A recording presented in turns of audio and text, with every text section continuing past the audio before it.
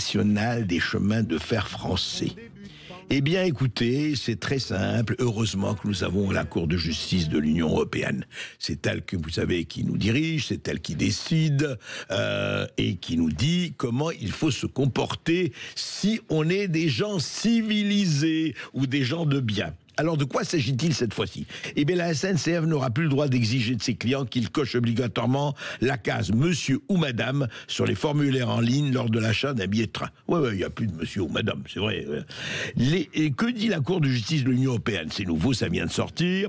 L'identité de genre du client n'est pas une donnée nécessaire pour l'achat d'un titre de transport. C'est vrai, d'ailleurs, estime la Cour dans un communiqué qui rappelle que les données collectées doivent être adéquates, pertinentes et limitées à ce qui est nécessaire au regard des finalités pour lesquelles elles sont traitées.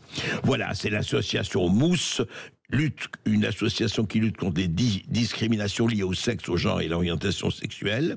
C'est une victoire. Elle avait porté l'affaire en justice en janvier 2021. La CNIL, à l'époque, Commission nationale d'informatique et des libertés, avait considéré que la plainte de Mousse était infondée. L'association avait porté l'affaire devant le Conseil d'État, lui demandant de renvoyer l'affaire, effectivement, à la Cour de justice de l'Union européenne. Et voilà. Alors, qu'est-ce qui s'est passé?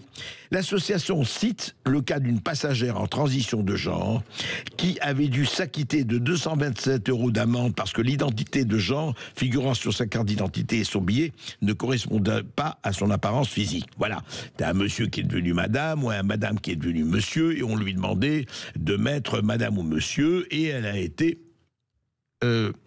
sanctionnée.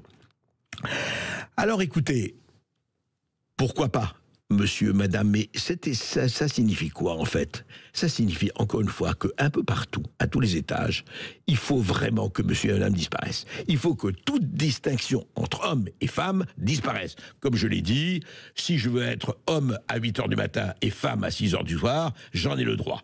Voilà, et donc ne me parlez plus de il ou elle, parlez de yel. Si je veux être arbre le lundi, herbe folle le vendredi, fourmilier de tamanoir le samedi et autres, eh bien c'est ma liberté et on se doit qu'on respecte ma liberté. Eh bien, la prochaine fois que je prends le train, je me déclarerai seul pleureur et on verra si la SNCF me fout une amende et là, je vous assure, je viendrai me plaindre auprès de vous, auprès de la Cour de justice européenne et je vais gagner beaucoup d'argent. Merci.